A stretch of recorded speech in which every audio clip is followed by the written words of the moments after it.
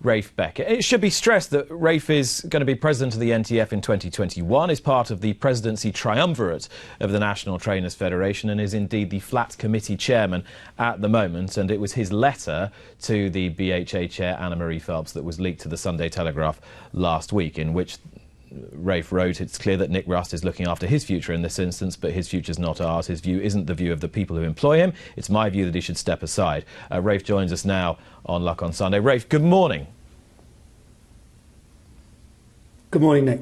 Now, we know that this is a fast evolving situation, and in the country at large we've seen decision makers pivot and U-turn, change their mind and try and adapt to the evolving situation. Have you adapted your thoughts at all in the last 7 days, or do you essentially stand by what you wrote to Anna-Marie that was then leaked to the Telegraph?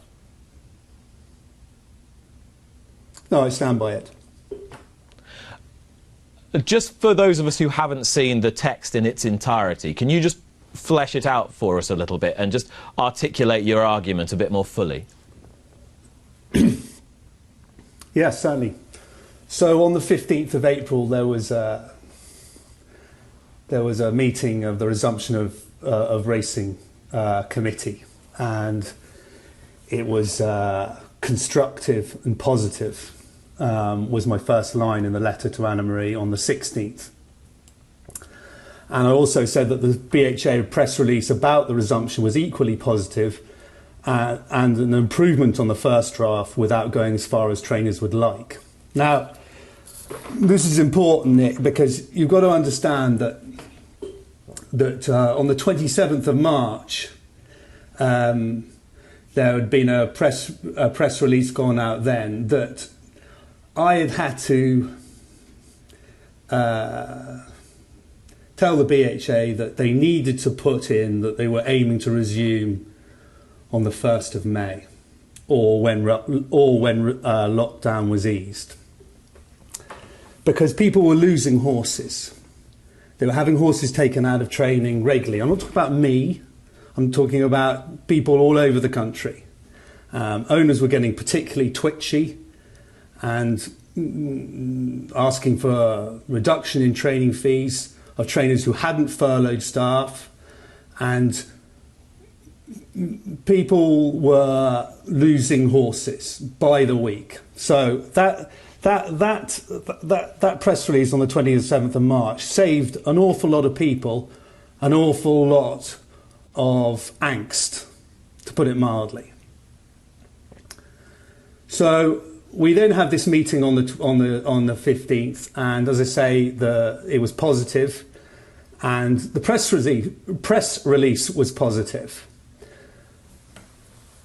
But Nick had then added comments to the press release, which were, to put it mildly, virtue signalling, apart from anything else.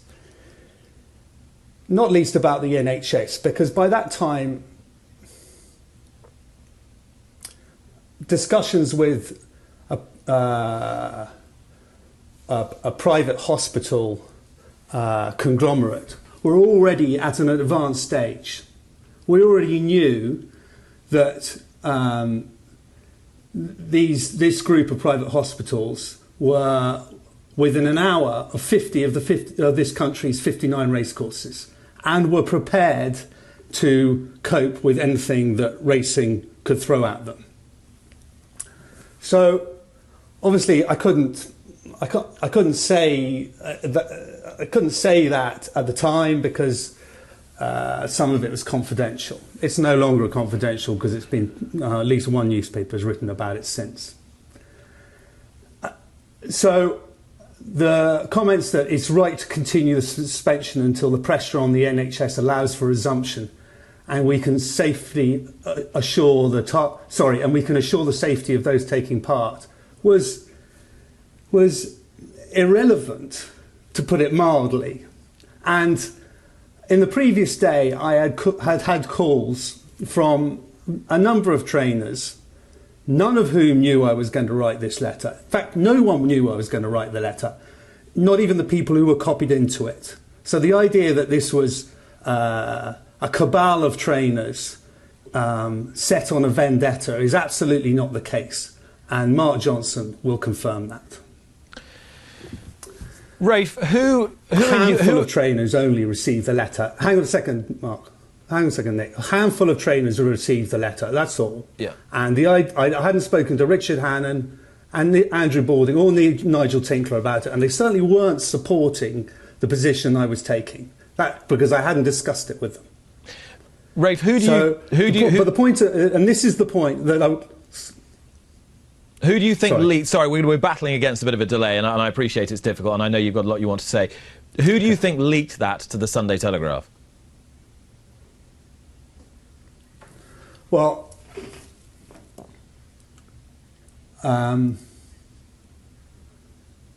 if I was to bet on it, I would bet that it came out of the BHA. And there's one specific reason for that. And that is because they don't have all the emails. They only have 3 of the emails and Anna Marie's response from her BHA email account. So that's my opinion. And obviously I've got nothing to back that up with other than what I've just told you. What I'd also say is that it's very unlikely the idea that any of those 5 trainers would have leaked it to a newspaper is faintly ridiculous, in my opinion.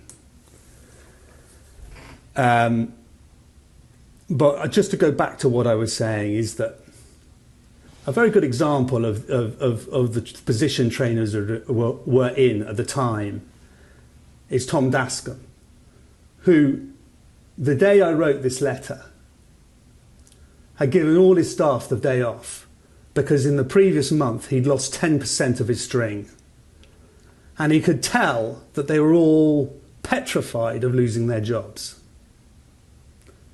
The idea that a trainer in the middle of April would give his flat trainer could give his whole staff the morning off because of the situation is, you know, indicative of how of the place we were that some people were in. I'm not talking about myself. This has got nothing to do with me. I'm talking about my profession as a whole, my colleagues who were in a bad place at the time. Rafe, I don't doubt that you are trying to do the best for members of your profession, essentially as part of the presidency triumvirate of the NTF. That is your job. What's different about this particular situation is that it is one that touches every single person in this country, and 90% of the people in the world are directly touched. Their businesses are directly affected. Racing doesn't occupy any kind of special place, either as an entity or as an employer. I think there's a number of people this week who think that your position is, in a sense, trying to place racing in a different place to the rest of the world. What would you say to that?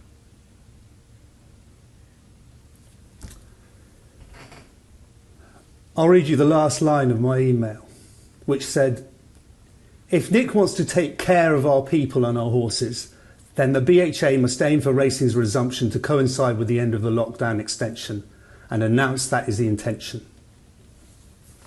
I wasn't looking for anything different from anybody else. All we were wanting was firm leadership from the regulator, a stated intention that we were going to aim to start racing at the end of lockdown. That's all. When Nick talks Instead, about... we get virtue signalling. Well, and I would say also I would state, Nick, that the public perception is not public opinion. Any casual observer of politics, racing or UK politics in the last 4 years will be able to tell you that that's the case. Well, a poll was released yesterday that said that the British public were more averse to a relaxation of the lockdown than any other European nation. which is extraordinary, it may be, but it is a poll suggesting that the government have done such a convincing job in terms of telling the British public to stay at home and stay safe and not spread the virus and get R less than 1, that there is a bigger proportion of people in this country that are frightened of a release of the lockdown than is the case in any other country in the Western world. So I think to say that public opinion is not what Nick Rust is suggesting it is wrong.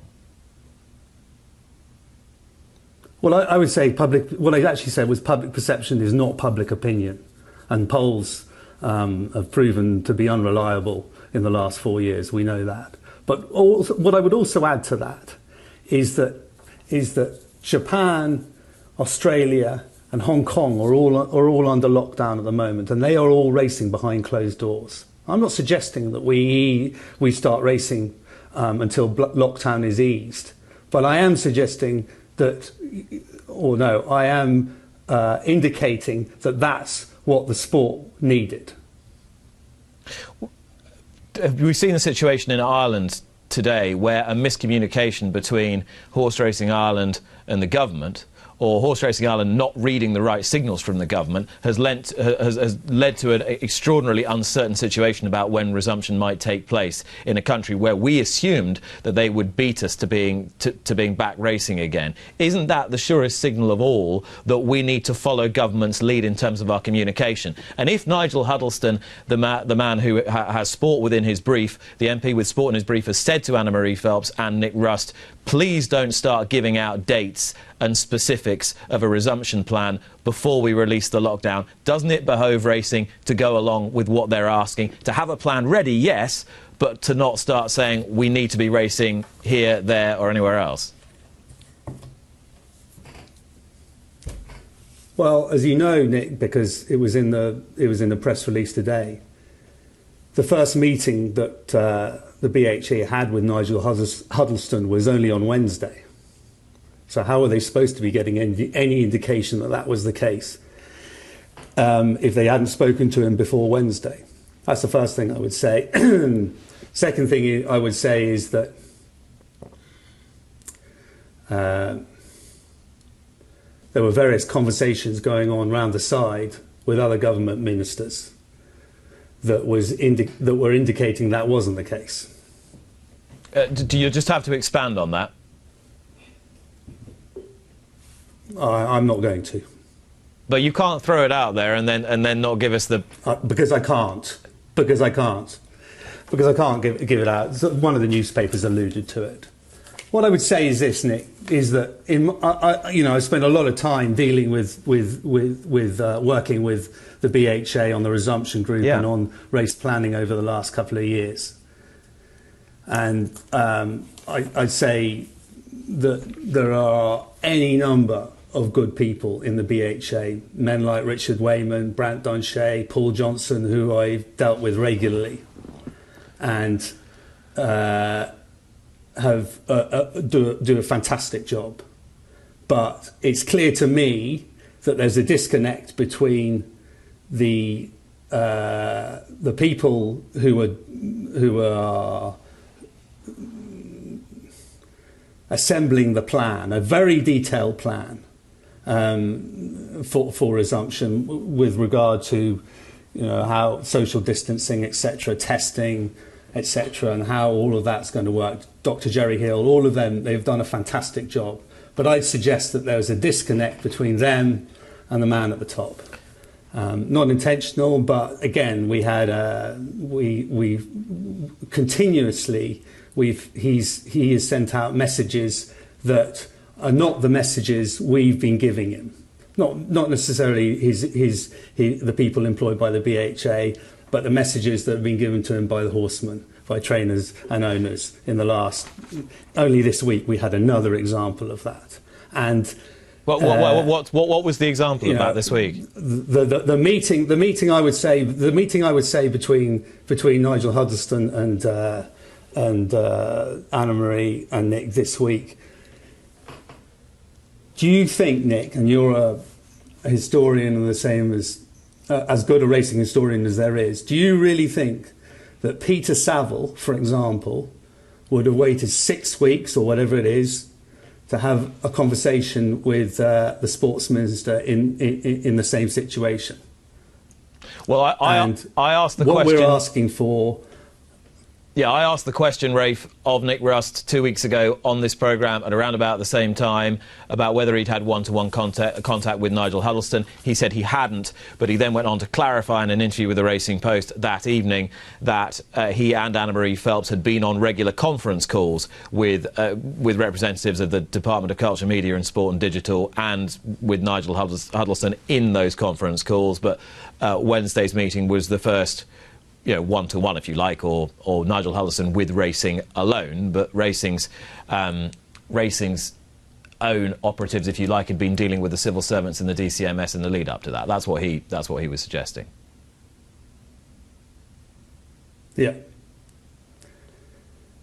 I like to say, Nick, we need in this instance we need firm leadership, and I don't believe we've had it. What's your reaction been to some of the people who've directly criticised you during the course of the last week? Some powerful figures in the industry.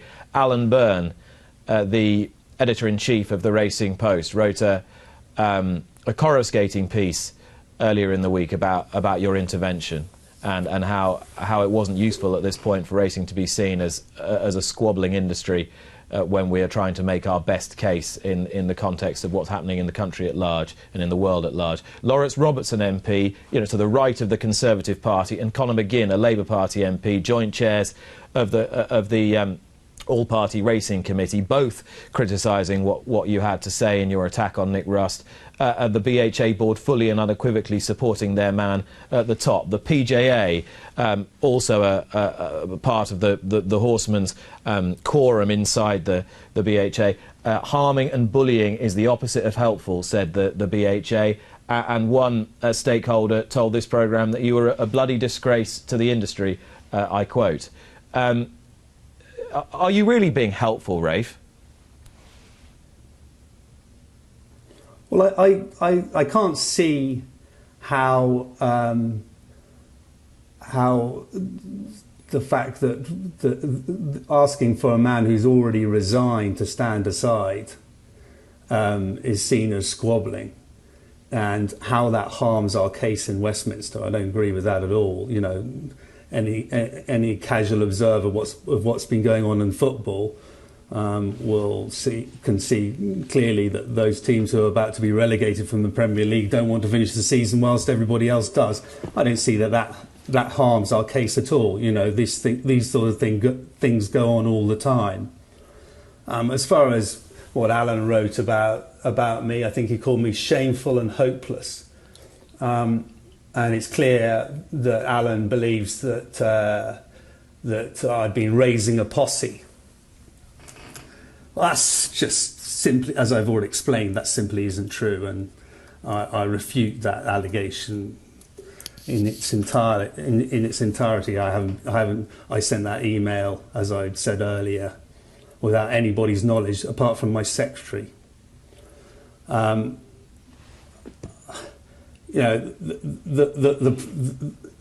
would suggest that people who have criticised are unaware of the whole story. And and this letter, I didn't, as I said earlier, I didn't want it to go into the public domain. The fact that it has, I can deal with that. I won't lose any sleep over that. That's the way it is. I think that the resumption of racing in this country has been done a huge favour by the French announcing their intention to start on the 11th. And I think as far as the BHA and the government are concerned, that takes a lot of the heat out of the situation with us trying to start a few days later. Rafe, I think just sort of bringing it back to the global situation, if you like, or at least the national situation. In a poll on Facebook, 36% of National Association of Racing staff members, NARS members, said they feel unsafe in the workplace because, I don't know whether this is because social distancing protocols aren't being enforced, but they feel unsafe going to work every day. In addition to that, listening to Gary Neville speaking on Sky Sports the other day, he said that footballers feel scared about the possibility of resumption because of the prevailing situation. With that in mind, oughtn't we all just to be taking a deep breath and realising that we are potentially sending a significant portion of our workforce out, herring up and down the country, spreading the virus again, and we don't want to be responsible for that?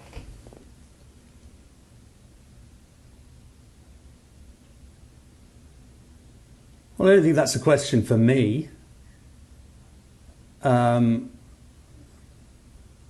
Or anybody but the government. If the government eases lockdown, and we've done a lot of work or the BHA have done a lot of work that I've been involved in on the resumption, why should anybody be afraid to start racing? You know, there's a detailed, and I mean seriously detailed, plan on how we get going again, and nobody should be afraid about the resumption of racing, in my opinion. Rafe, thank you very much for your time this morning. All the best for the rest of the season and when racing resumes, and no doubt we'll talk again in the near future. Rafe, thanks a lot.